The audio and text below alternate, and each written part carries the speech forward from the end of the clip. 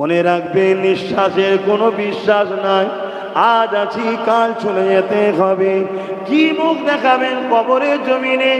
এমনি তো কবর প্রতিদিন বলতে লেগেছে, মানুষ জাতিকে আওয়াজ দিয়ে বলতে লেগেছে, কান নাই তো শুনবো কি করে?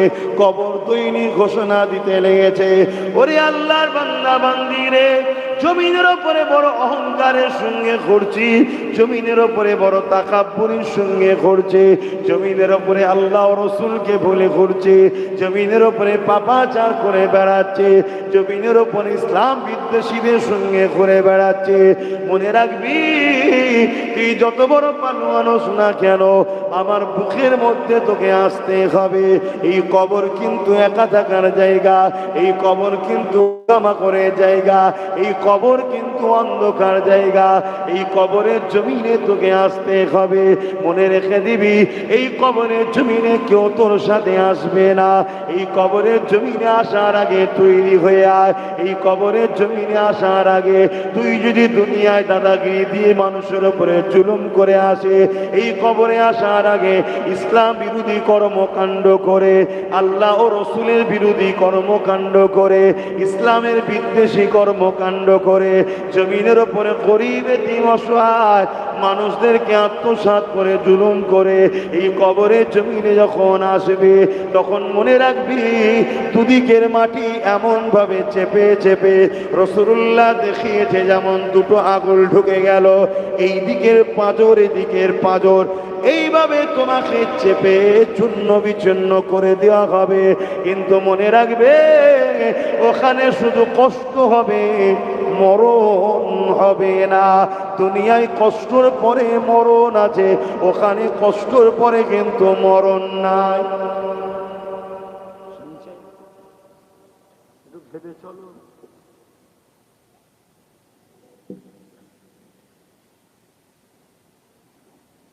যারা আখিরাত বিশ্বাস করো, কমসে কম তারা তো কথাকে গুরুত্ব দাও, একটু ভেবে চিনতে কাজ করো। আল্লাহ নবী জমিনের ওপর থেকে জুলুমকে খতম করেছে। আজকে মুসলমান ঘরের ছেলেরা জুলুমের সঙ্গে কাঁধে কাঁধ মিলাচ্ছে। আল্লাহ নবী জমিনের ওপর থেকে রেপকে বন্ধ করেছে। মুসলমান ঘরের ছেলেরা রেপিস্টদের সঙ্গে দল করছে। আল্লাহ নবী জমিনের ওপর থেকে নেশাকে বন্ধ করেছে। মুসলমান ঘরের ছেলেরা নেশাখোরদের সঙ্গে দল করতে করতে এখন অনেক মুসলমান ঘরের ছেলেরাও নিজেরাও নেশায় ঢুকে গেছে। ওই সময় আওয়াজ দিয়ে দিলেন, আপনি কাঁদবেন না, আমি আপনার কাছে আপনার জন্য আপনার খাতিরে আপনার উম্মত উম্মতিদের মধ্যে দেখে যতদিন পর্যন্ত জমিনের ওপরে একজন উম্মত একজন উম্মতি এমন করে আমি আল্লাহ আমাকে দিল থেকে মহব্বত করবে, আপনাকে দিল থেকে মহব্বত করবে, আমি আল্লাহ তাদের খাতিরে এই দুনিয়ায় আযাব গজব দেব না, এই দুনিয়াকে ধ্বংস করে দেব না। আমি আল্লাহ আপনার ওই ঈমানদার উম্মত উম্মতির খাতিরে আমি আল্লাহ দুনিয়াকে ততদিন পর্যন্ত রেখে দেব। এ যুবকেরা, তরুণীরা, বাপেরা, আমি আপনি আজ দুনিয়া জমিনে এত অন্যায় করার পরও আল্লাহর আযাবের শিকার হয়ে যায়নি, এত অন্যায় করার পরও আল্লাহর আযাবে খিলাস হয়ে যায়নি। মনে রাখবেন, আজ জমিনের ওপরে আল্লাহ পাকের পেয়ারা বান্দা বান্দিরা রয়েছে, তাই তাদের খাতিরে আল্লাহ এখনো দুনিয়া আযাব গজব দিয়ে দুনিয়াকে শেষ করে দেয়নি। কিন্তু একটা দিন আসবে, এই জমিনের ওপরে একটাও ঈমানদার থাকবে না। আল্লাহ পাক সেদিন দুনিয়াকে ফানা করে দেবে, শেষ করে দেবে, সবাই চলে যাবে। কুল্লু মান আলাইহা ফান, সব কিছু আল্লাহ ফানা করে দেবে, কিছুই রাখবে না। এ জমিন, এ আসমান, এ পাহাড় পর্বত আল্লাহ পাক সব ধ্বংস করে দেবে। তো যতদিন তাহলে আমাদেরকে পাঠিয়েছে, তাহলে কি মাকসাদ? উদ্দেশ্য একটাই, যে বান্দা তোরা আমি আল্লাহ আমার খুশির জন্য চলবি, আমার হুকুম মেনে চলবি। মা আতাকুমুর রাসূল ফাখুযুহু ওয়া মা নাহাকুম আনহু ফান্তাহু। আমার হাবিব যা আদেশ করেছে মানবি, আমার হাবিব যা নিষেধ করেছে ছেড়ে দিবি, তাহলেই তোরা কামিয়াবি হবে। আল্লাহ নবী জানিয়ে দিলেন ততক্ষণ পর্যন্ত তোমরা ঈমানদার হতে পারবে না। লা ইউমিনু আহাদুকুম হাত্তা আকুনা হাব্বা ইলাইহি মিন ওয়ালিদিহি ওয়া ওয়ালাদিহি ওয়ান নাসি আজমাইন। ততক্ষণ পর্যন্ত তোমরা ঈমানদার হতে পারবে না যতক্ষণ পর্যন্ত তোমরা তোমাদের ধন দৌলত, টাকা পয়সা, জমি বাড়ি গাড়ি, যেমনকি পরিবার, সন্তান, বাপ মা, ছেলে বলে এমনকি নিজের জানের থেকেও আমি রাসূলুল্লাহকে বেশি না মহব্বত করবে। আল্লাহ নবী জানিয়ে দিলেন ততক্ষণ পর্যন্ত ঈমানদার হতে পারবে না। দাড়ি আছে মানে ঈমানদার এমনটা ভাবলে হবে না, টুপি আছে মানে ঈমানদার এমনটা ভাবলে হবে না, নামাজ পড়ে মানে ঈমানদার এমনটা ভাবলে হবে না, হজ করেছে মানে ঈমানদার এমনটা ভাবলে হবে না, রোজা রেখেছে বলেই ঈমানদার এমনটা ভাবলে হবে না, মসজিদ মাদ্রাসা বানিয়েছে মানে ঈমানদার এমনটা ভাবলে হবে না। এ যুবকেরা, তরুণেরা, কেন নামাজ ঈমানের নাম নয়, নামাজ আমলের নাম। রোজা ঈমানের নাম নয়, রোজা আমলের নাম। হজ ঈমানের নাম নয়, হজ আমলের নাম। দাড়ি টুপি ঈমানের নাম নয়, এখনো সব ঈমানের মধ্যে। ঈমান হলো জানের থেকেও বেশি আল্লাহ রসুলকে যারা মুহাব্বত করবে তাদের মধ্যে ঈমান রয়েছে।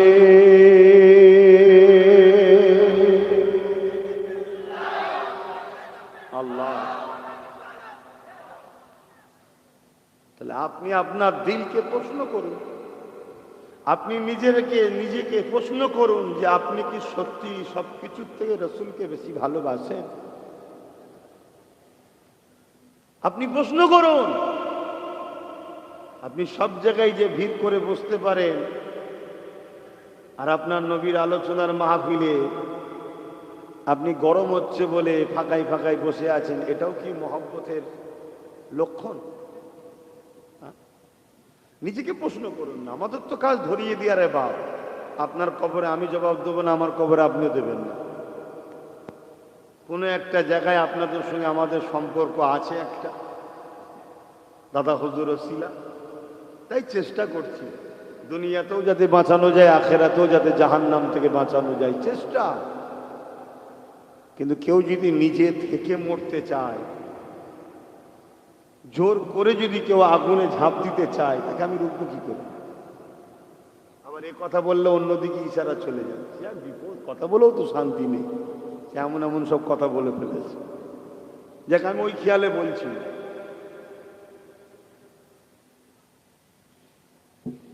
আবেরা, নওজওয়ানেরা, মনে রাখবেন শরিয়াত কোনো পীর জাদার নয়, শরিয়াত কোনো মুফতি মাওলানার নয়, শরিয়াত আব্বাস সিদ্দিকীর আব্বা জানের দাদু জানেরও নয়।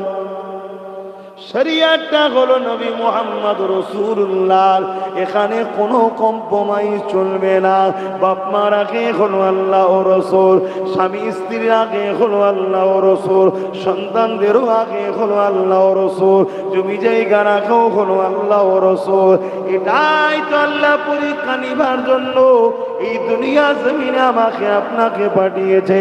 দেখা যাবে এমন একটা বাইনা আপনার ছেলে করে বসেছে, যে বাইনাটা পূরণ করলে আল্লাহ রসুলের বিরোধী কাজ হয়ে যাবে। এই জায়গায় বাপের পরীক্ষা হচ্ছে, এই জায়গায় মায়ের পরীক্ষা হচ্ছে। মা সন্তানের, বাপ সন্তানের বাইনা পূরণ করতে গিয়ে আল্লাহ ও রসুলের বিরোধী কাজ করে কিনা, না বাইনা পূরণ না করে আল্লাহ ও রসুলের পক্ষে দাঁড়ায়, এটাই তো আল্লাহ পাকের পরীক্ষা। বুঝছেন তো নাকি? সবটাই তো পরীক্ষা। এই যে আজকে জলসা হবে, এখানে মানুষকে কি করবে না করবে এটাও তো একটা পরীক্ষা। আমি কি করব এটাও তো একটা পরীক্ষা।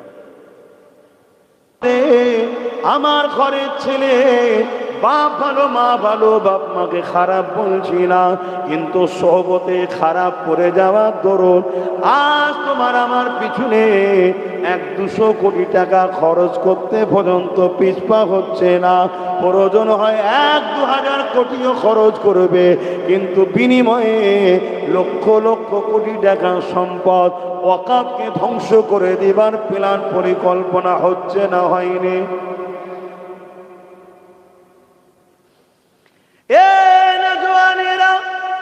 তাই মনে রেখে দিও, আল্লাহর ঘরে সৎ কোরবানি করো না, আল্লাহর ঘরকে বিক্রি করে দিও না, নবীর মাদ্রাসাকে বিক্রি করে দিও না।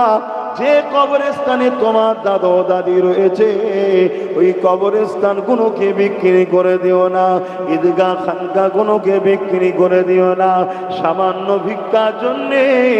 আজ আর তোমাকে আমি 100 কোটি দিলাম, তুমি নিয়ে ঘরে গেলে 1 সপ্তাহের মধ্যে তুমি মারা গেলে, এই টাকাটা তুমি কি ভোগ করতে পারলে?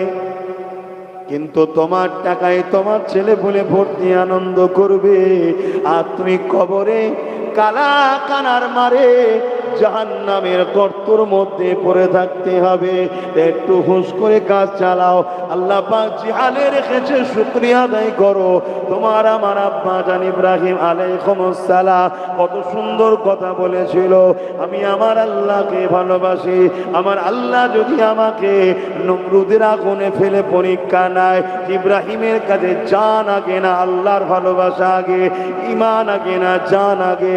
ওই সময় ইব্রাহিম নবী প্রমাণ দিয়ে বলেছিল, এই ইব্রাহিম, আল্লাহ যদি একবার নয় 1000 বার জান দেয়, 1000 বার যদি আগুনে পোড়ায়, আমি 1000 বার পুড়ে প্রমাণ করে দেবো আল্লাহ আমার কাছে জান আগে নয়, আল্লাহর ভালোবাসা প্রেম ঈমানটাই আগে। আজকে আমরা কি করছি? পরীক্ষা তো নেবে আল্লাহ। অন্যান্য নবী আলাইহিস সালামদের নিয়েছে, সাহাবাদের নিয়েছে, পীর ওলি আউলিয়াদের নিয়েছে। সাহাবা হুজুরদেরকে কত পরীক্ষা লিয়া। হযরতে খুবাইব রাদিয়াল্লাহু তাআলা আনহু তিনি একদল সাহাবাদেরকে নিয়ে দিনের মেসেজ দিচ্ছিলেন। এমন সময় তৎকালীন জালিম শাসকের সৈন্যরা এসে সাহাবা হুজুরদেরকে বন্দী করে তুলে নিয়ে গেছে। আজকেও জালিম শাসকদের সৈন্যরা এসে অনেক উলামাদেরকে বন্দী করছে না, করে? কথা বলো। এই গত কদিন আগে মালদা জেলার একজন আলেম মানুষ, সে বেচারি কোনো দোষের দোষী নয়, তাকে বন্দী করে নিল। কেন? জানছে ওর সাথে পারবে না, ওনার ফিগার প্রচুর, প্রভাব প্রচুর, পারবে না, চলো এই সুযোগে বন্দী করে এলাম, বন্দী করে তুলে চলে গেল। আল্লাহ এই জালিমদের উপরে লানত দেন, বলুন আল্লাহুম্মা আমিন। আল্লাহ এদেরকে আযাব দিয়ে ধ্বংস করে দেন, বলুন আল্লাহুম্মা আমিন। তবে হ্যাঁ, ফেরাউনের বার তো আল্লাহ দিয়েছিল, আজকের ফেরাউনদেরও বার আল্লাহ দিয়েছে আমাদের ইমানের পরীক্ষার জন্য। যেমন আবু জেহেলকে আল্লাহ বার দিয়েছিল হযরতে বেলাল হুজুরের ইমানের পরীক্ষার জন্য, জানেন তো নাকি? হযরতে বেলাল হুজুরের পায়ে দড়ি বেঁধে, কোমরে বেল বেঁধে, রশি বেঁধে, শিকল বেঁধে, আর কলাইতে বেল রশি বেঁধে নিয়ে গিয়ে হযরতে বেলাল হুজুরকে টেনে টেনে টেনে টেনে বাজারে নিয়ে গেছে। নিয়ে গিয়ে লোকের সমাজে মারতে লেগেছে, আর বলতে লেগেছে, বেলাল এখনো সময় আছে, তুই মুহাম্মদ রাসূলুল্লাহকে ছেড়ে দে, আল্লাহকে ছেড়ে দে, নাই সত্য ইসলামকে ছেড়ে দে। এ বেলাল এখনো সময় রয়েছে, বেলাল বেলাল তোর এখনো টাইম রয়েছে।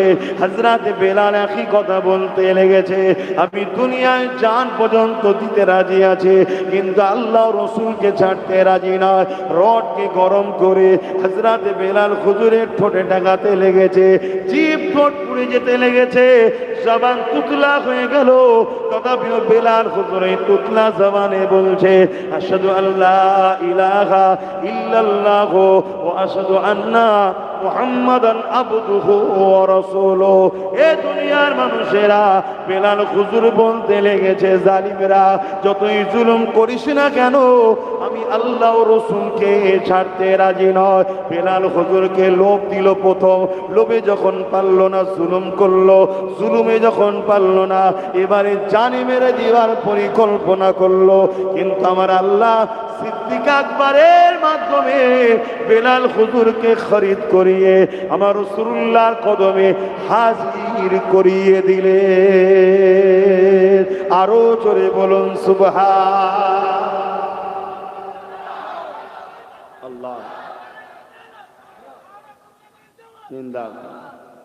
সিস্টেমটা বুঝুন। সেদিনও জালিম শাসক ছিল, লক্ষ্য ছিল আল্লাহ রসুল থেকে ডাইরেক্ট সরাবার। শুনছেন?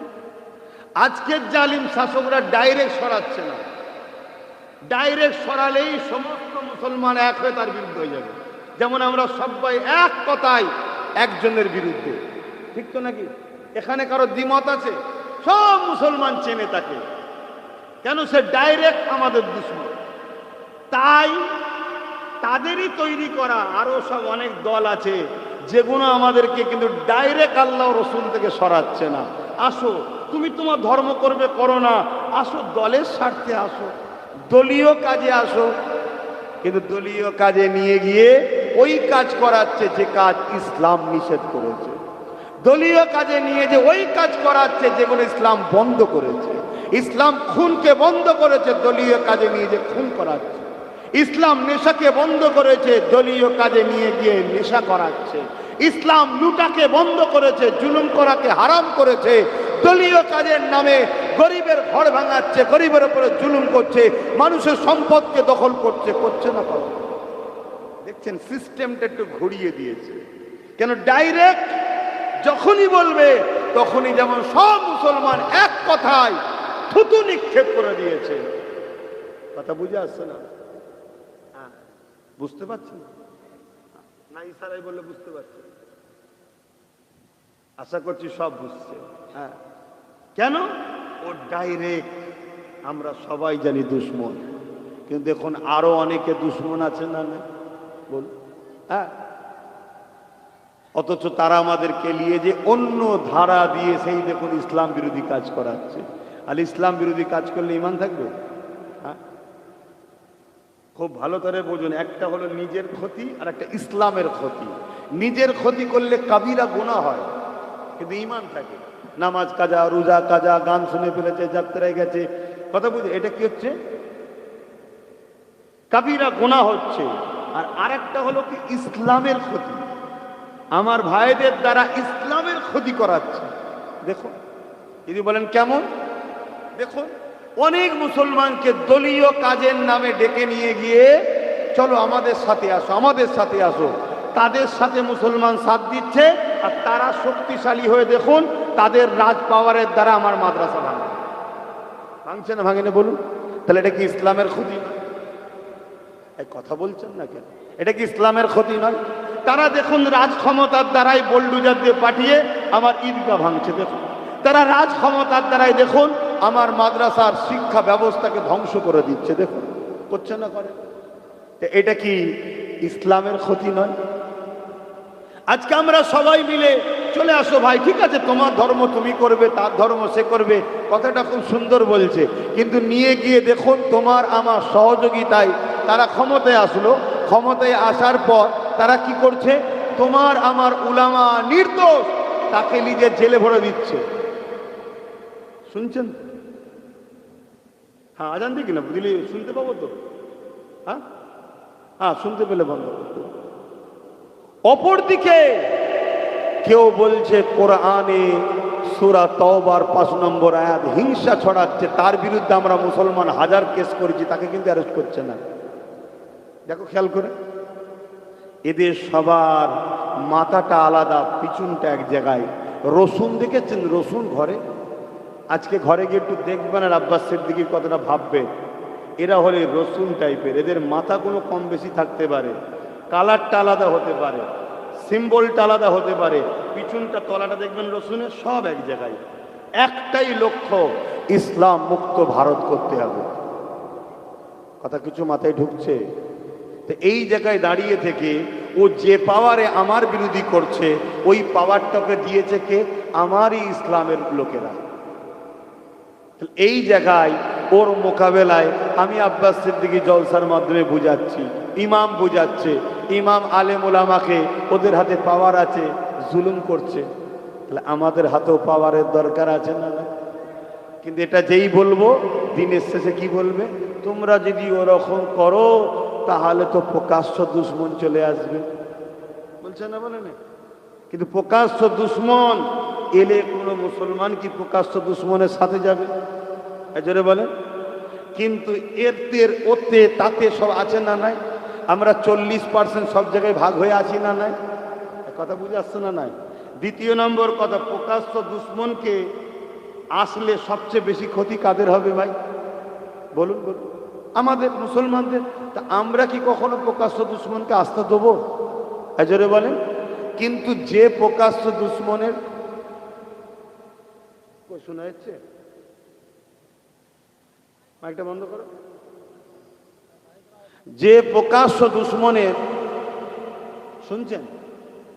যে প্রকাশ্য দুশ্মনের ভয় দেখাচ্ছে আমাদেরকে, আচ্ছা বলুন, সে আসলে তার কিছু ক্ষতি হবে? ক্ষতিটা কাদের হবে বলুন? আরে কথা বলবেন তো, মুসলমানদের। তাহলে আমাদের ক্ষতি হবে, আর আমরা আমাদের দুশ্মনের সহযোগিতা করছি। আর তোমার ক্ষতি নেই, আর তুমি দুশ্মনের বিরুদ্ধে লড়ছো। মানে আমরা কত বোকা দেখুন, আর আমাদেরকে কিভাবে বোকা বানাচ্ছে দেখুন। আর ওজন আজকেই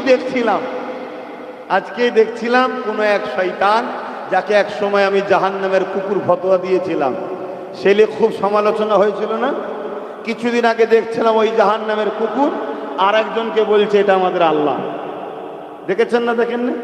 এখন তলায় কমেন্টে অনেকে লিখছে, তখন বুঝতে পারিনি আব্বাস সিদ্দিকী কেন একে বলেছিল জাহান্নামের কুকুর, এখন দেখছি ঠিকই বলেছে।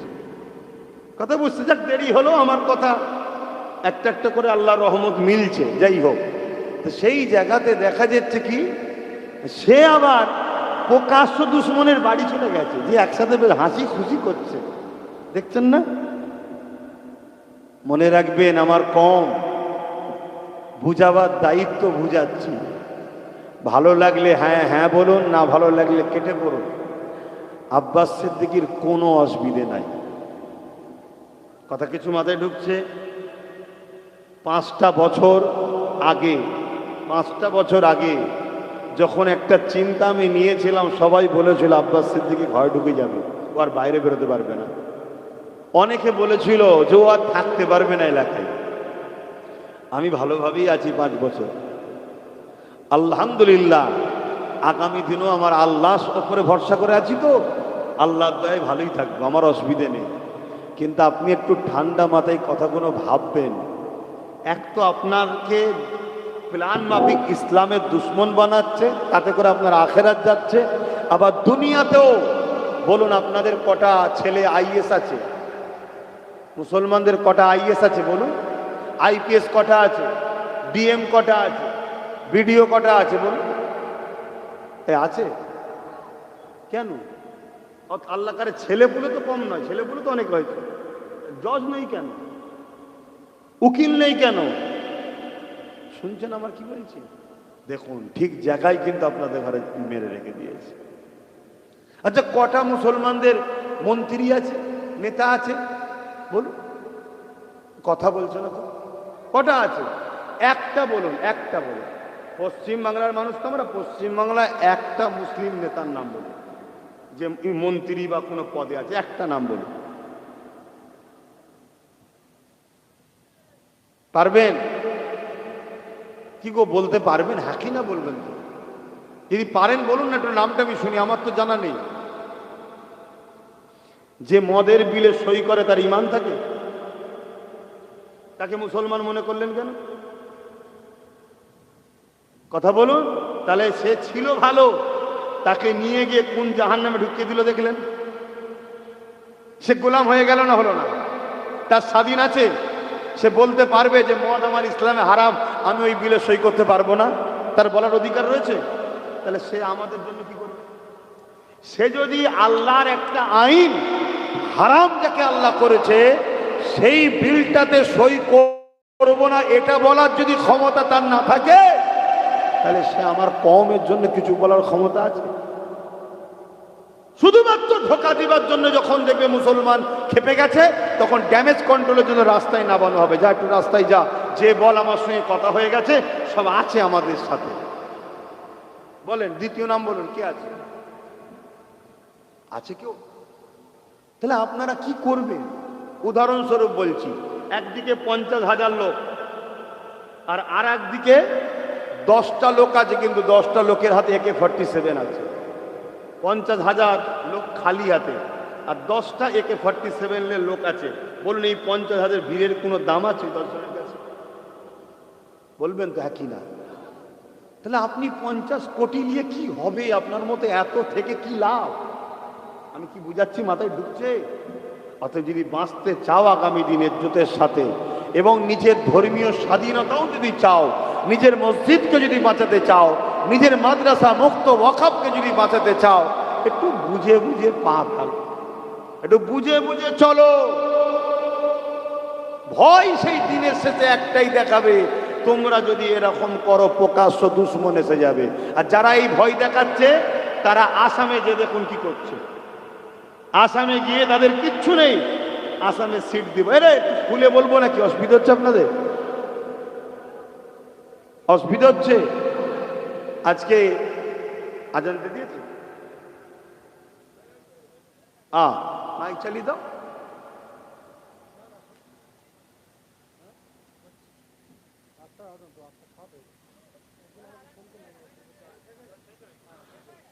আচ্ছা একটু মাইকটা একটু বন্ধই রাখো, একটু সালামটা পড়ে নি, মাইকটা বন্ধ রাখো। ইয়া নবী সালাম,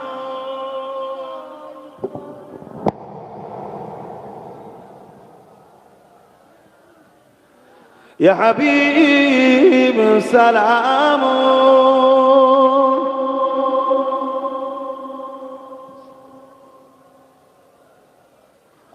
পড়িল আল্লাহ আরো বাণী, পোহালো দুঃখে রজনী, হইল জগৎ অনুরানী, আমিনার নয়নের মনি, ইয়া নবী সালাম, ইয়া রাসূল সালাম, ইয়া হাবিব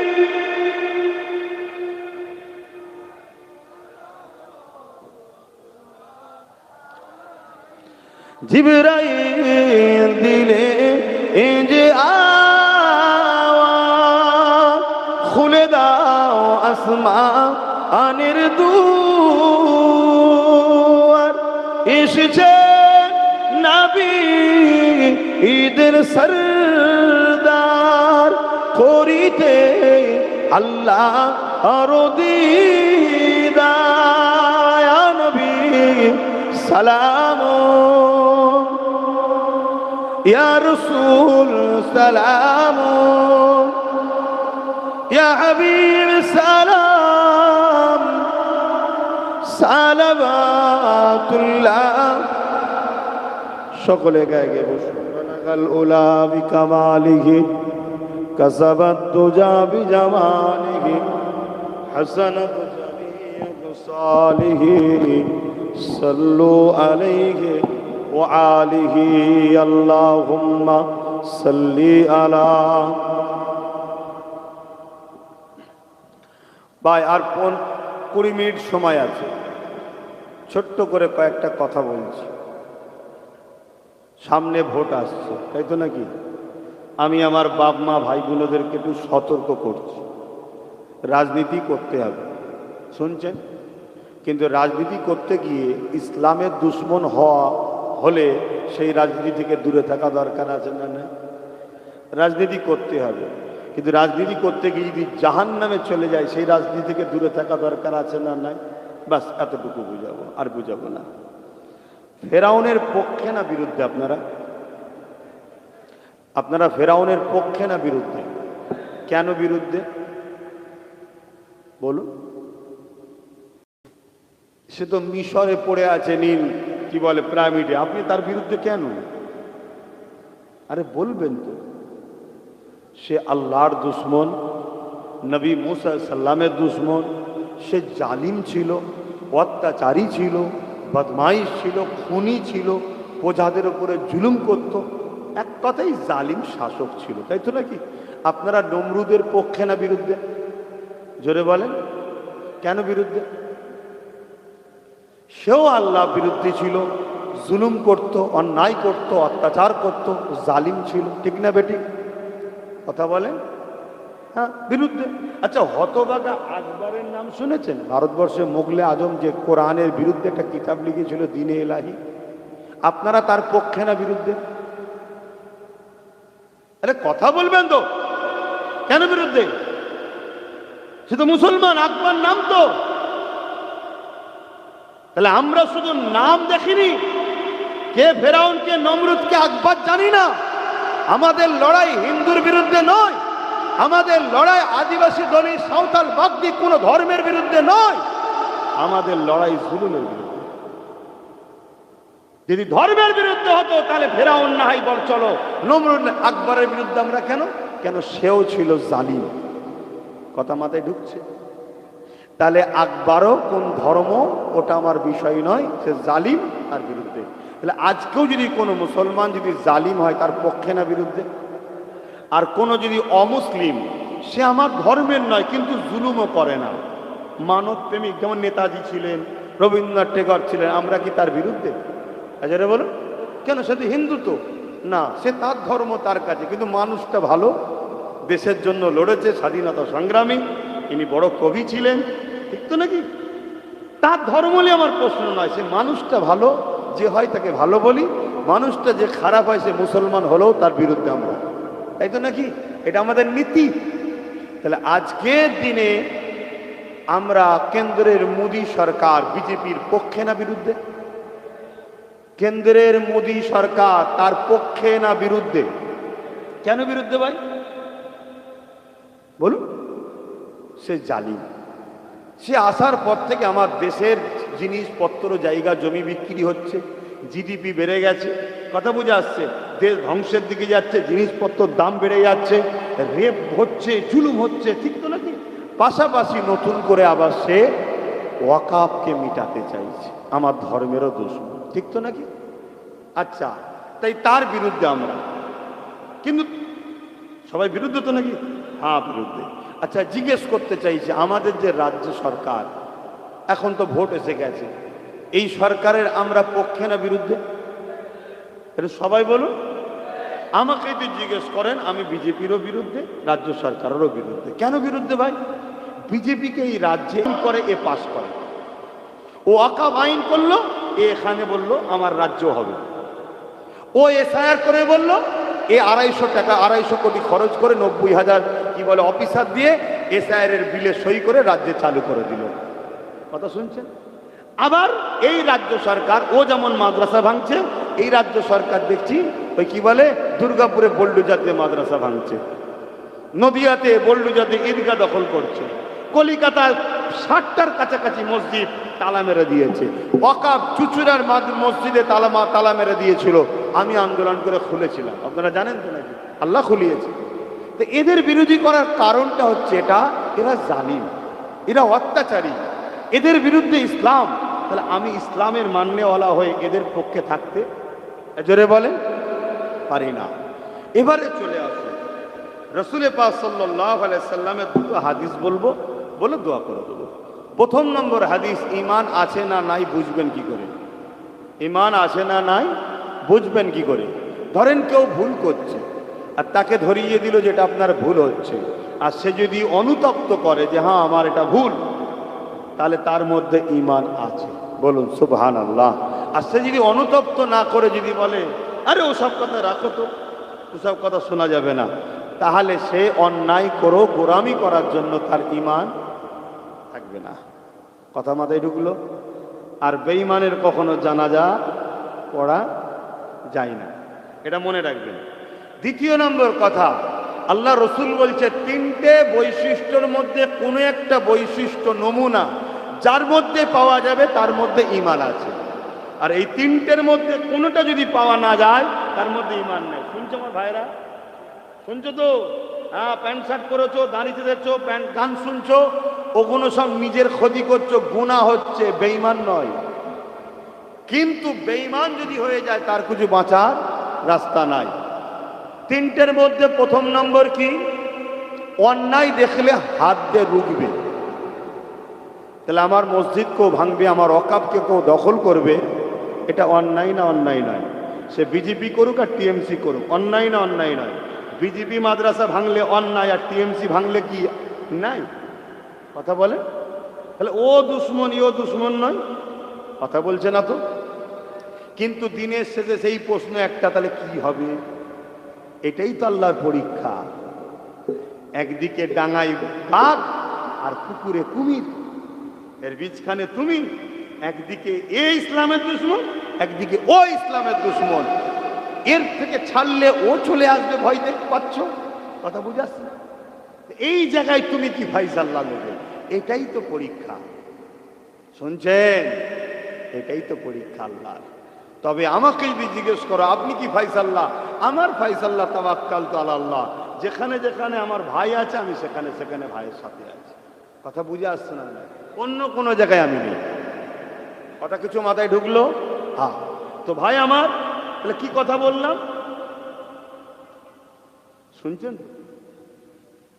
তাহলে অন্যায় দেখলে হাত দিয়ে রুখবে, এই বৈশিষ্ট্য যার মধ্যে আছে তার ঈমান সব থেকে মজবুত, এ ক্যাটাগরি। দ্বিতীয় নম্বর স্তর কি? হাত দিয়ে রুকার ক্ষমতা নেই, কমজোর, দুর্বল। তাহলে মুখ দিয়ে প্রতিবাদ করবে, এটা দ্বিতীয় স্তরের ঈমান। মুখ দিয়ে প্রতিবাদ করারও ক্ষমতা নেই। কথা বুঝে আসছে? হয়তো দেখা যাচ্ছে জেল হয়ে যাবে, কিংবা সংসারে সে পরিবারে একজন মুখ দিয়ে বলতে গেলে হয়তো অনেক বড় ক্ষতি হয়ে যাবে, হয়তো সাহস পাচ্ছে না। শেষ নম্বর নবী অপশান দিয়েছে আমাদের বাঁচার জন্য, কি? কমসে কম ঘৃণা করে দূরে যেন সরে যায়। তাহলে কেউ অন্যায় করছে, এক হাত দিয়ে রুখতে হবে, নাই দ্বিতীয় মুখ দিয়ে প্রতিবাদ করতে হবে, না অন্তত ঘৃণা করে দূরে সরে যাবে। আজকে বিজেপি ইসলামের দুশ্মনী করছে না, করেনি? এটা আওয়াজ দিয়ে বলুন। রাজ্য সরকারও ইসলামের দুশ্মনী করছে না, করেনি? রাজ্য সরকার বলেছে কোরআন শেষ হয়ে যাবে, আমার উন্নতি শেষ হবে না। এইটা কথা ইসলামের পক্ষে না বিরুদ্ধে?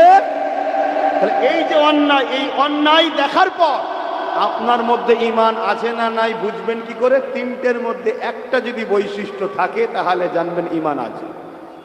রাজ্য সরকার ও কেন্দ্র সরকারের বিরুদ্ধে হাত দিয়ে লড়তে হবে। যদি এ ক্ষমতা না থাকে মুখ দিয়ে প্রতিবাদ করতে হবে, তা না থাকে এদের দুজনকে ঘৃণা করে সরে যেতে হবে। যদি তিনটের মধ্যে কোনোটা না থাকে, রাসূলুল্লাহর হাদিস অনুযায়ী তার মধ্যে ঈমান নেই। এ কথা শুনছেন? কিন্তু এখানে আর একটা কথা বলেলি, এই বক্তব্যটাকে কেটেছে। কাটার পরে কোনো একজন বয়োজ্যেষ্ঠ বুজুর্গ তার একটা ইস্তেহার বা কিছু একটা অনেক আগে ছেড়েছিল, আজ থেকে 15 বছর আগে, সেইটাকে সেটিং করে দিচ্ছে। দেখো, ইনি বলছে ঈমান চলে যাবার, ইনি বলছে দিতে হবে। আর উনি 15 বছর আগে বলেছিল, যখন এর মাথায় ঘুমটা ছিল, 10,000 মাদ্রাসা করবে বলেছিল, পুরপুরায় রেল করবে বলেছিল, ডবল ডবল চাকরি দেবে বলেছিল, সংখ্যালঘুদের 10% সংরক্ষণ দেবে বলেছিল, অনেক কাজ করে বলেছিল। তাই উনি বলেছিলেন যদি কাজ করে বাবা একটু দেখ তাহলে কি। কিন্তু তখন আমরাও সবাই বলেছিলাম, এই তোমরা ছিলে না? তোমরাও তো এর সাথে ছিলে, তখন ছিলে না? ছিলে না? কিন্তু যখন বলেছে কোরআন শেষ হয়ে যাবে, যখন ওয়াকফ কালা কানুনকে মেনে নিল, যখন এমন করে বলবে যে মাদ্রাসায় বাচ্চাদের ঘরে মিড ডে মিল দেবো না, কুকুরের বাচ্চাকে মিড ডে মিল খাওয়াবো, তখন আর সাবধান করা যাবে কেন? এবারে করলে হাদিস অনুযায়ী ঈমান। কথা মাথায় ঢুকছে? আর একটা হাদিস বলছে, অসুবিধা হচ্ছে কারো? আমার আম্মা বোনদের অসুবিধা হয়নি তো? হ্যাঁ, মাইক চিপ দিবি, সহবত খারাপ সোহবতে বসে। আমার সঙ্গে তুমি যদি দরবারে বসো, ধরো না জোহর বেলায় গিয়ে বসলে 2টোর সময়, আসরে যেই অক্ত হবে আমি কি বলবো, এই যাও উজু করে। আবার নামাজ পড়ে বসলে মাগরিবের সময় কি বলবো, যা উজু করে। ঠিক তো নাকি? আর তুমি একজন বসেছো সারা বিশ্বাস, তার সঙ্গে উঠা বসা লেনদেন, সে তোমার সামনে ঢেলে ঢেলে খাচ্ছে, তোমাকে বললো তুমি প্রথম মুসলমান, ইমান আছে? না বাবু, এটা আমাদের খেতে নেই। আরে বলো আচ্ছা ঠিক আছে। এটাই তো ইসলাম বিদ্বেষীদের কাজ। যেমন করে হোক, বন্ধুত্বের নামে হোক, সেকুলারের নামে হোক, যেমন করে দলীয় কর্মীর নামে হোক, তোমাকে আল্লাহ ও রসুলের থেকে সরাতে চাইছে। কথা বুঝে আসছে? তোমরা তো বুঝবে না, বললেই তোমরা মনে করবে আব্বাস সিদ্দিকী উনি বিরোধী করছে। 2 দিন পরে আবার বলল, এই আজকে আমার মেয়ের জন্মদিন ছিল কি ছেলের জন্মদিন ছিল, তুই আসবি? আপনি ভাবলেন কত দাদা পছন্দ করে দেখেছিস আমাকে। উদ্দেশ্যটা নয়, উদ্দেশ্য তোমাকে আল্লাহ রসুল থেকে সরাবে, মাকসাদ এটাই। তারপরে গেল, তোমাকে খেতে খেতে দিল। তারপরে দেখা যাচ্ছে আবার বললো এলে একটু খানা। আমি বললে দাদা ও তো আমাদের খাওয়া যায় না। ও আচ্ছা আচ্ছা, হ্যাঁ তুই বলেছিলি না, ভুলে গেছি।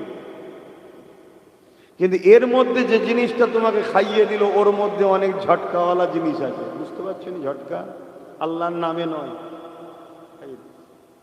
মানে একটা ডোজ দিল সবে, মানে ভেতরটা একটুখানি অন্ধকার হলো না, হলো না। কথা বলবেন, তোমার অজে অসুবিধা হচ্ছে, এটা আরেকটু ঘোরানো যাবে, এটা কোথায় গেল, এটা বড্ড বাঁদিকে তাকাতে পারছি না, এটা ঠিক হয়ে গেছে, এটাকে আর একটু ঘোরাও, ওইদিকে করে, ওইদিকে। ওয়াজের মুডটাই তো নষ্ট হয়ে গেছে, কিন্তু যাবার সময় হয়ে গেল নাকি? সব কিছু সিস্টেম একটা আগে থেকে ঘোরা ঘোরা ঘোরা, ব্যাস ব্যাস থাক। তারপরে আরো কিছুদিন গেল, কথা বুঝে আসছে না? তখন বলবে আরে ওটা এটা ওই নয়, এটা বিদেশ থেকে আনা, তুই যেটা মনে করছিস এটা সেটা নয়, এটা ফলের জুড়ে খানা, খা। ব্যান্ডেড কোম্পানি, ব্যান্ডেড, ওটা লোকাল ছিল না, হয় ঠিক আছে ব্যান্ডেড কোম্পানি খা।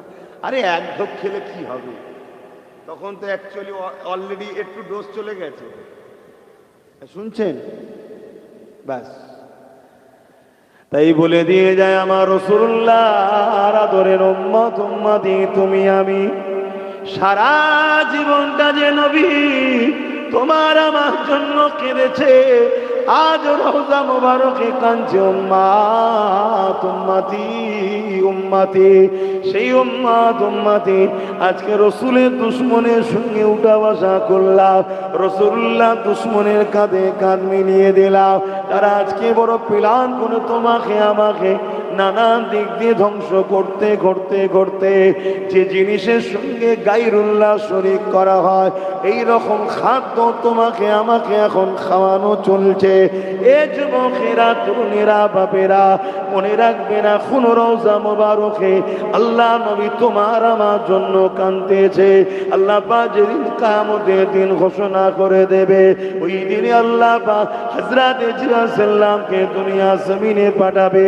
বিচারের দিন যেদিন ঘোষণা করবে, তার আগে আল্লাহ জিবরাইল সাল্লামকে জমিনে পাঠাবে, পাঠিয়ে বলতে লাগবে, এই জিবরাইল দুনিয়া জমিনে যাও, আমার হাবিবকে যে উঠিয়ে নিয়ে আসো, আজকে দিনে আমি বিচারের দিন করব, আমি আমার হাবিবের মাথাতে শাফাআতের তাজ পরিয়ে দেব। এ নওজওয়ানেরা, তরুণেরা, আল্লাহ নবী নূহ নবী দয়ার নবীকে সাল্লাম দুনিয়া জমিনে আসবে, তিনি উঠাবার জন্য আসবে, পুরো পৃথিবীটাকে তন্ন তন্ন করে খুঁজবে, কারণ একটা উঁচু টিলাও থাকবে না। আল্লাহ পাক সব তো ধ্বংস করে দিয়েছে, কোনো কিছু তো আর নাই। তাই কোন জায়গাতে আমার রাসূলুল্লাহ রয়েছে জিবাসাল্লাম খুঁজে পাবে না। এই জমিনতে আওয়াজ দিয়ে বলতে লাগবে, ও রাব্বি আল্লাহ পাক, আপনার হাবিব কোথায় রয়েছে? আমি জিবরাইল খুঁজে পাচ্ছি না।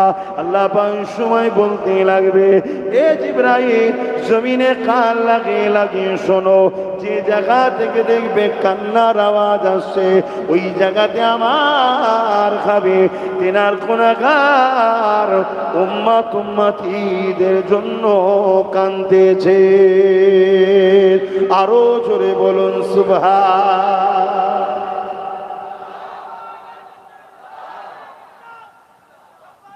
ইয়া রাসূলুল্লাহ, একবার হলেও তো ভাবো যুবক, এত ভালো কে বাসে? বলো, এত ভালো কে বাসে? না তোমার আব্বা ভালোবাসে, না তোমার আম্মা ভালোবাসে, এত ভালো কেউ বাসে না। মা মেয়েকে দেখে, মেয়ে ছেলেকে দেখে, স্বামী স্ত্রীকে দেখে, স্ত্রী স্বামীকে দেখে মুখ ঘুরিয়ে নেবে, চিনেও চিনতে পারবে না। সবার জবানে বেরোবে নফসি নফসি নফসি নফসি, আমার কি হবে, আমার কি হবে। ভাবো, এই যে সামান্য দুদিন কি গরম পড়ছে বলো তো দিনের বেলা। সূর্য কোটি কোটি মাইল দূরে আছে, 1 গুণ তাপ, এর থেকে 12 গুণ তাপ বাড়বে সূর্যের। আর মাথার এক বেগ দেখতে 1 হাত উপরে আল্লাহ না পাবে। ভাবতে পারছো? আল্লাহ রসুল ছেড়ে দিয়ে তোমরা আমি ধ্বংস যাচ্ছি। দুনিয়া তো যাচ্ছে, আখেরাত। তুমি আমি যদি আল্লাহ রসুল ধরে থাকতাম, বাদশাহী আমাদের হাতে থাকতো। দুনিয়া আখেরাতের কল্যাণ আল্লাহ রসুলের কদমে রয়েছে, অন্য জায়গায় নাই। নবীর নকশা কদমে আছে, কথা বুঝে আসছে। কিন্তু আজ বড় প্ল্যান করে দুনিয়া তোমাকে আমাকে শেষ করছে। কেমন করে দেখো, তোমাকে আমাকে গায়রুল্লাহর সঙ্গে তোমাকে আমাকে যোগ করছে। দেখো কেমন পরিকল্পনা হচ্ছে। কি বলছে? তোমার আমার কোটি হাজার হাজার মুসলিম ছেলেকে টেনে নিয়ে যাচ্ছে। কোথায় রে? বলছে বিজয়া উৎসবে যেতে হবে। বলছেন এটা ধর্মীয় বিষয় তো? বলছেন না না, ধর্ম যার যার, উৎসব তো সবার। ওটা ধর্মের উৎসব তো। কোথায় মাথাটা ঢোকাচ্ছে দেখেছো? বিজয়ার নামে নিয়ে গিয়ে তোমাকে আমাকে গায়রুল্লাহর সঙ্গে শরিক করা কাজের সেরেকে যুক্ত করে দিল। তোমার আমার খেয়াল নেই। চলো দলীয় হুকুম যেতে হবে। তুমি দলীয় হুকুমে যেতে হবে ভাবলে, আর তোমার রাসূলুল্লাহ, তোমার আল্লাহর কথা তোমার মনে পড়লো না। এটা কি প্রথম বলেছে নাকি? না, আগে প্রথম তোমার ভেতরটাকে খারাপ করেছে, হারাম খাইয়ে খাইয়ে। যখন এই ভেতরে আল্লাহ রসুল আর নেই, তখন তোমাকে বা নিয়ে যাচ্ছে। তুমি ভাবতেই পারছো না। যেমন রিমোটে গাড়ি কন্ট্রোল করে, তোমাদেরকে ওই ভেতরে হারাম ঢুকিয়ে ওই কন্ট্রোল করছে। রিমোটও তো কোনো জিনিসকে কন্ট্রোল করে নাকি? গাড়ির মধ্যে কিছু একটা রাখা আছে, সেইটাকে রিমোট কন্ট্রোল করছে।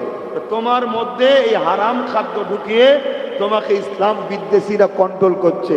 আর সেই জায়গা থেকে যখন তোমাকে আমার মতো আব্বাস সিদ্দিকী আরো উলামারা যখন বাঁচাবার কথা বলবে, তখন তোমাদেরকে মনে হবে এগুলো সব জালিম, এগুলো খারাপ।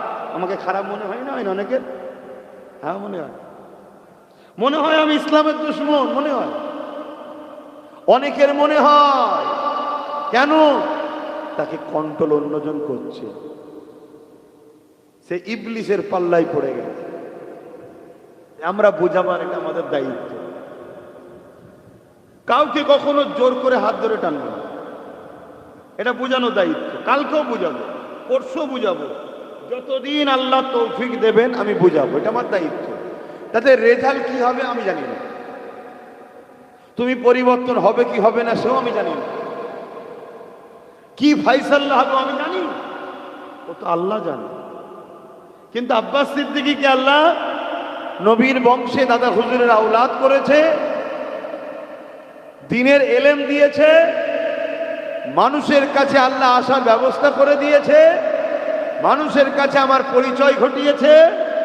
আমি আসলে মানুষকে আল্লাহ জড়ো করাই। এবার আমার কাজ হলো আল্লাহ রসুলের পক্ষে বল। কে নেবে না নেবে সব নিজের নিজের ব্যাপার, সব জবাব আল্লাহ নেবে। আর আমি যদি না বলি আমার থেকেও জবাব আল্লাহ নেবে। কথা কিছু বুঝে আসছে? তাই বাপেদের মায়েদের বোনেদের বলে দিয়ে যান, এ দুনিয়া বড় ফিতনা জায়গা, এই দুনিয়াতে বড় চাল চলছে, তোমাকে আমাকে আল্লাহ রসুল থেকে সরাবার। এই না জোয়ান তরুণেরা, তাই মনে রেখে দিও যে নবী সারা জীবন তোমার আমার জন্য কেঁদেছে, সারা জীবন যে নবী আমার কষ্ট করেছে যাতে করে তুমি আমি জান্নাতি হতে পারি, যে নবী আমার এই জমিনের ওপর থেকে নেশামুক্ত জমিন করার জন্য আল্লাহ নবীকে মার পর্যন্ত খেতে হয়েছে। আজ উম্মতে মুহাম্মাদি হয়ে যারা সমাজের বুকে নেশাকে প্রমোট করছে, তাদের ঝান্ডাকে ধরে তুমি আমি ঘুরে বেড়াচ্ছে, তুমি আমি স্লোগান দিচ্ছে। ওই স্লোগানের মধ্যে এমনও স্লোগান আছে যে স্লোগানটা দেওয়ার সাথে সাথে এ উম্মতে মুহাম্মাদি তুমি শিরক করে ফেলছো। শিরক সব থেকে বড় জুলুম, যাকে আল্লাহ কখনো মাফ করবে না। এমন এমন স্লোগান তোমার আমার মধ্যে রয়ে যাচ্ছে। এই বলে দিয়ে যায়, দুনিয়াদারি করো আখিরাতকে হারিয়ে নয়, দুনিয়াদারি করো জাহান্নামকে খরিদ করে নয়। দুনিয়ায় কারবার, ব্যবসা বাণিজ্য, সংসার, রাজনীতি, সমাজনীতি সবটাই করতে হবে, আল্লাহ রসুলের সঙ্গে দুশ্মনী করে নয়।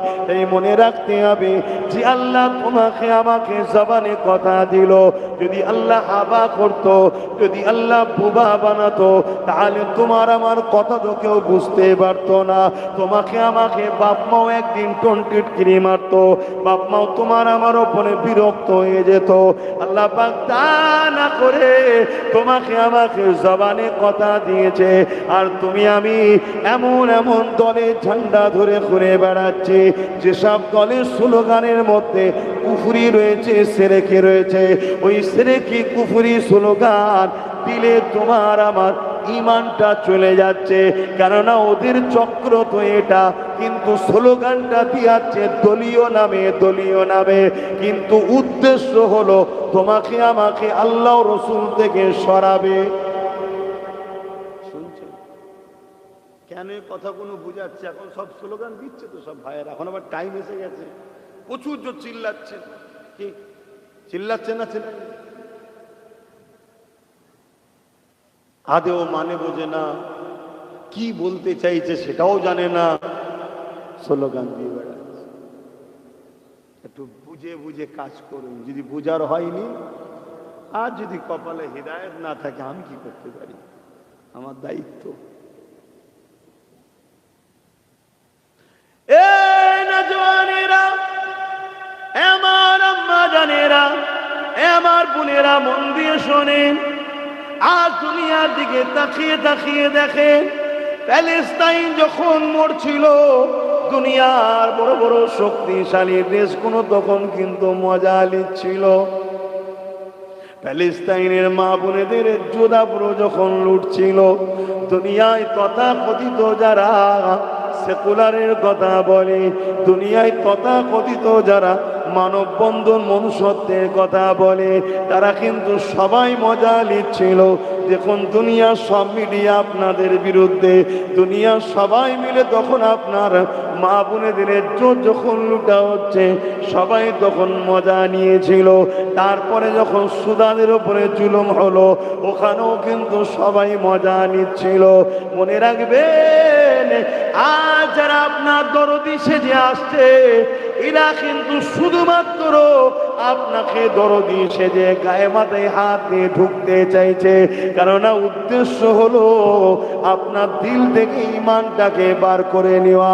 কেন ঈমান এমন একটা পাওয়ার, এই পাওয়ার যতদিন তোমার আমার মধ্যে রয়েছে, দুনিয়ায় তুমি আমি হাজারো তুফানেতে এমন করে হিলে যাব, লড়ে যাব, কিন্তু মিটে যাব না।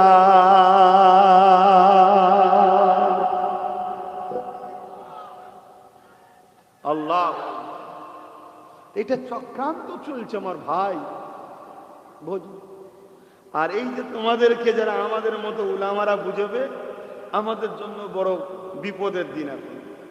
দেখো না চতুর্দিকে দাঁড়িয়ে, আমাদের জন্য এখন বড় বিপদ।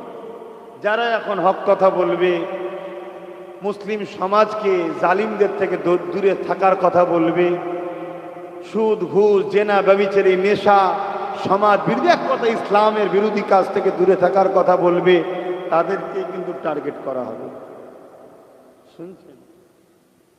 কিন্তু তারপরেও আমাদেরকে বলতে হবে। কেন? আমরা যদি না বলি তাহলে আখেরাতে কামিয়াবি হবে না। কিন্তু সবাই বলতে পারছে কি? কত উলামারা আন্দোলন করতে নেমেছিল, ওয়াকাফ বাঁচাও, ওয়াকাফ বাঁচাও। আর যেই রাজ্যের সরকার বলে দিল দিল্লি গিয়ে আন্দোলন করো, এখানে নয়, সব থেকে বড় দুশ্মন আমি হয়ে যাব, সব আন্দোলন বন্ধ হয়ে গেল। বলবেন তো?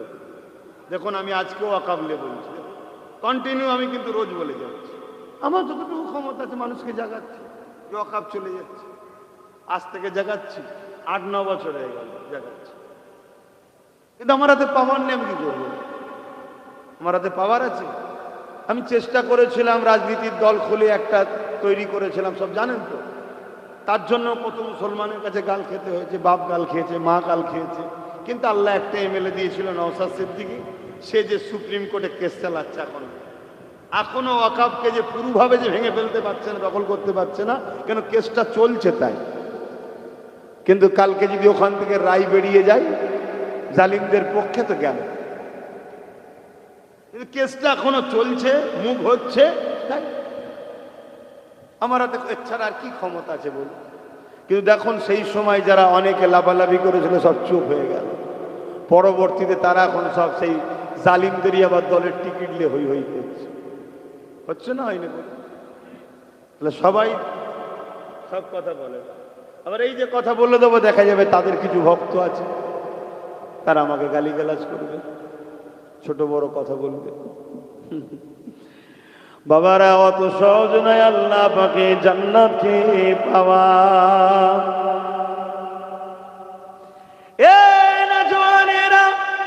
এই দিনের জন্য সাহাবা হুজুররা নিজের জীবনকে কুরবান করে দিয়েছে। আর তুমি আমি মনে করছো 5 ওয়াক্ত নামাজ পড়ি জান্নাতে চলে যাব, হজ করে নিয়েছি জান্নাতে চলে যাব, একবার রোজা রেখেছি জান্নাতে চলে যাব, হাজী সাহেবের বেটা হয়েছি জান্নাতে চলে যাব, পীরের বেটা হয়েছি জান্নাতে চলে যাব, মুফতি মাওলানা সাহেব হয়েছি জান্নাতে চলে যাব।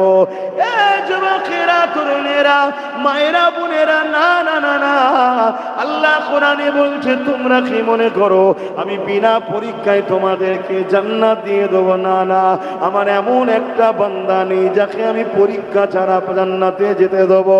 আমি আমার নবীদেরকে পরীক্ষা নিয়েছি।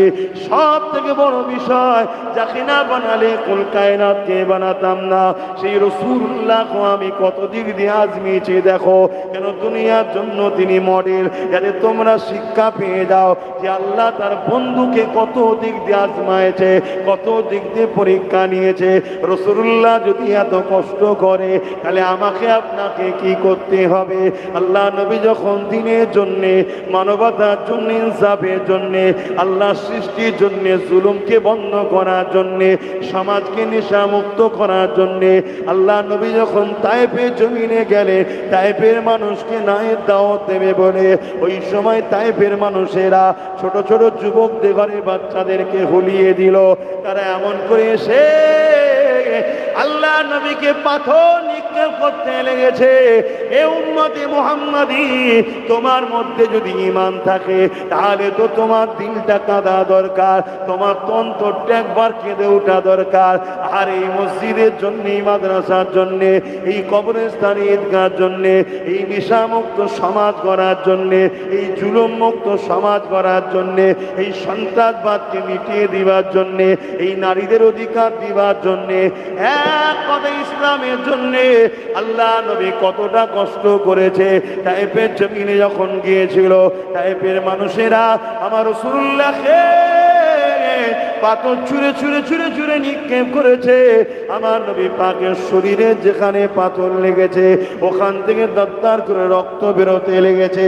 ওই রক্তের টুপা গড়িয়ে গড়িয়ে গড়িয়ে গড়িয়ে আল্লাহ নবী জিব্বা পিরাহানখানা ভিজে ভিজে ওটা গড়িয়ে গড়িয়ে পায়ের তলাতে পর্যন্ত জমে গেছে। এত রক্ত ঝরেছে, এত রক্ত বেরিয়েছে। কি জন্যে কি কাজ করেছিল?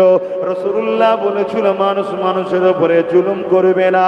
রাসূলুল্লাহ বলেছিল তাওহীদ রিসালাতের কথা, তাওহীদের কথা, একত্ববাদের কথা।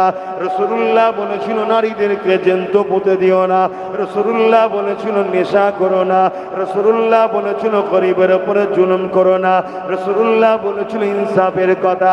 এ যুবকেরা, তরুণেরা, বাপেরা, তোমার আমার অন্তরে যদি যাররা পরিমাণ ঈমান থাকে, নবীর মুহাব্বত যদি থাকে, তাহলে তোমাকে আমাকে তো ভাবা দরকার আমি কার ঝান্ডা ধরছি, আমি কার দল করছি, আমি কাকে ভোট দিচ্ছি।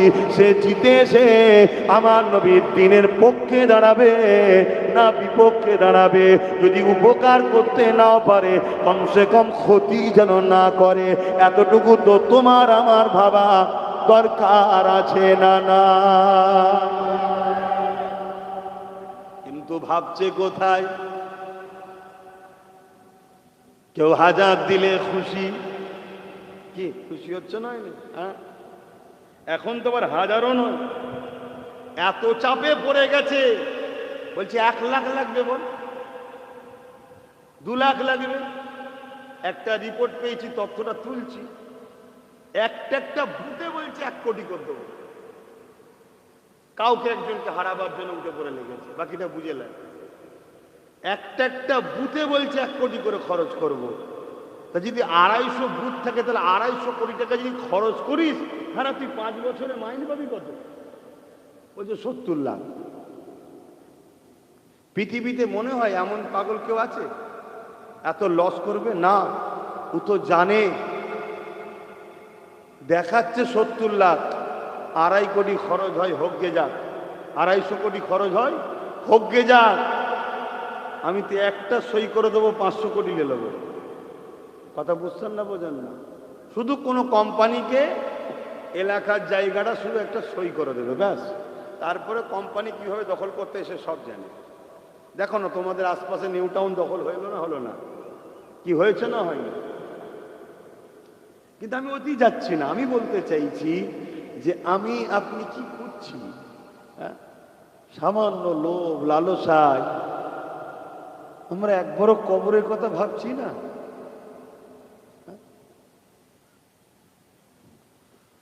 একটা কথা মনে পড়েছে, একটু বলছি, অসুবিধা হচ্ছে?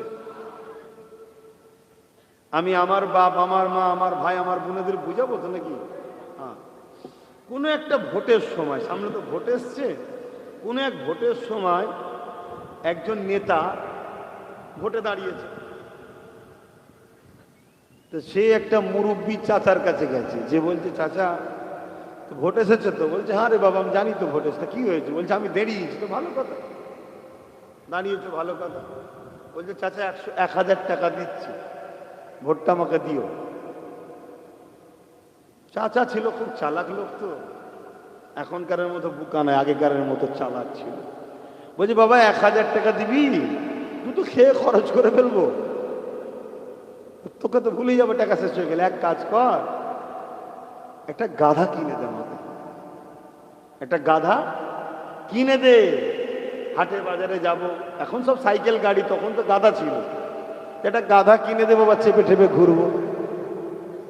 তো নেতা বাজারে চলে গেছে, গাধা কিনতে গেছে।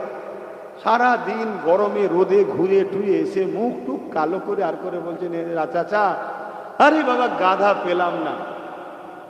চাচা বলছে কেন, ওই হাটে সব পাওয়া যায় তো? বলছে সব হাটে পাওয়া যায় তো, আমিও জানি তো, কিন্তু 1000 টাকায় কি আর গাধা হয়? একটা গাধা কম করে 25-30 হাজার টাকা করে দাম। অথবা সব কথা ছাড়ো, তুমি আরো 1000 টাকা দরকার হয় লাও, 2000 টাকা লাও। তখন চাচা বলছে হ্যাঁ তোমায় বেজ্জতি করছিস? বলছে কই বেজ্জতি করলাম? বলছে যদি একটা গাধার মূল্য যদি আজকে 25-30 হাজারের কমে না হয়, আর এই মানুষটা তো চাচার মূল্যটা 2000 টাকা, তোকে কি আমার থেকেও গাধার থেকেও আমার মূল্য কম? আজকে আমরা নিজেদের ঘরে কোথায় নামিয়েছি বুঝতে পেরেছে? ভাবেন, এটা আমার দায়িত্ব আমার আপনজনদের ঘরে বোঝানো। খোলে ভাবে আপনাদেরকে বোঝাচ্ছি, পরিবর্তন হন। আপনাকে আমি 100 কোটি টাকা দেবো, কিন্তু বিনিময়ে আপনার মসজিদটাকে ভেঙে দেবো, বিক্রি করে দেবো। আপনি কি 100 কোটি টাকা নিতে রাজি আছেন? কেন নেবেন না? মসজিদ যাচ্ছে যাক না, ও তো আল্লাহর ঘর, আমার দেখার দরকার নেই। আমার টাকা 100 কোটি টাকা। এ উম্মতে মুহাম্মাদি, আজ আমার কওমের মধ্যে